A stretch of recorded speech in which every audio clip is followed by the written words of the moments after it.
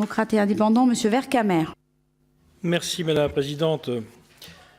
Agir en faveur de l'égalité professionnelle entre les femmes et les hommes est un combat permanent pour ceux qui luttent contre les discriminations, qui, je vous le rappelle, constituent une distinction opérée entre les personnes physiques sur le fondement de leurs origines, de leur sexe, de leur situation de famille, de leur grossesse, etc., condamnées par l'article 225.1 du Code pénal, en plus des articles que vous avez cités dans le Code du travail. Ces articles sont anciens, les lois sont nombreuses pour essayer de lutter contre l'inégalité professionnelle.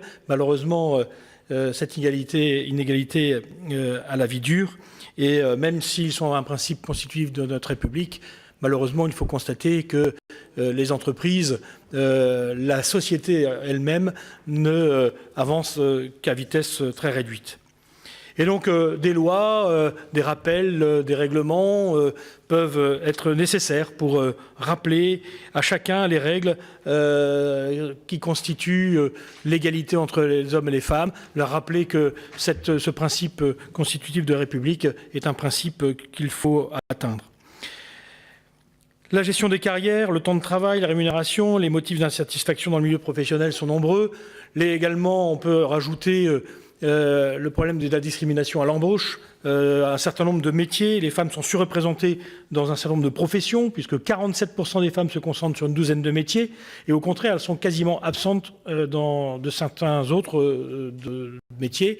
Je veux dire que je suis celui qui avait réussi à faire passer le CV anonyme dans la loi, qui permettait de choisir les salariés en fonction de leurs compétences, de leur expérience, et non pas en fonction de leur origine, leur sexe ou leur famille.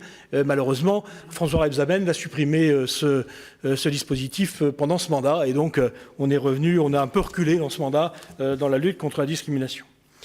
Si on rajoute malheureusement les attitudes sexistes dans les entreprises, évidemment, ça rajoute à cette discrimination et à ces difficultés des femmes dans l'entreprise.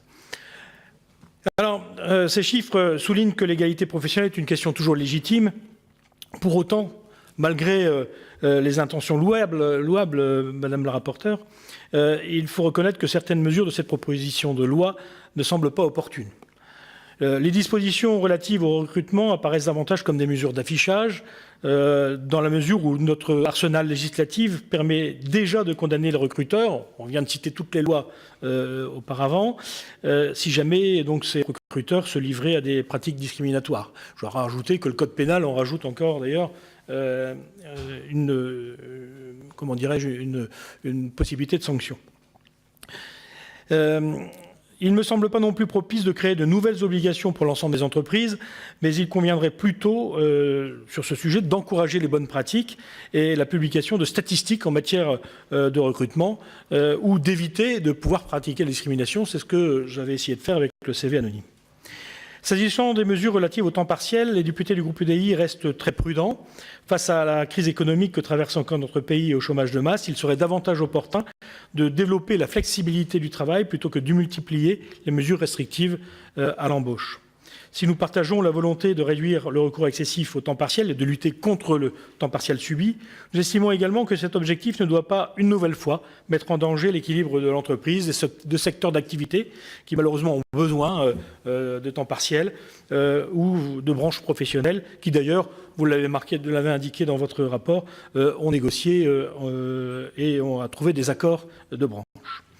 Ces remarques formulées, nous estimons toutefois que les dispositions relatives à la parentalité et à l'allongement du congé maternité sont intéressantes et nécessiteraient d'ailleurs un débat.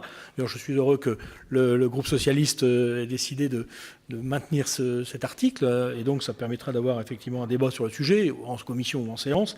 Le droit à la matière n'est pas figé, comme en témoigne la prolongation de la période légale d'interdiction de rupture de contrat de travail à l'initiative de l'employeur pour les femmes à l'issue de leur congé lié à la grossesse et à la maternité, mesure que je rappelle qui a été soutenue par le groupe UDI et qui a été inscrite dans la loi relative au travail, à la modernisation du dialogue social et à la sécurisation des parcours professionnels.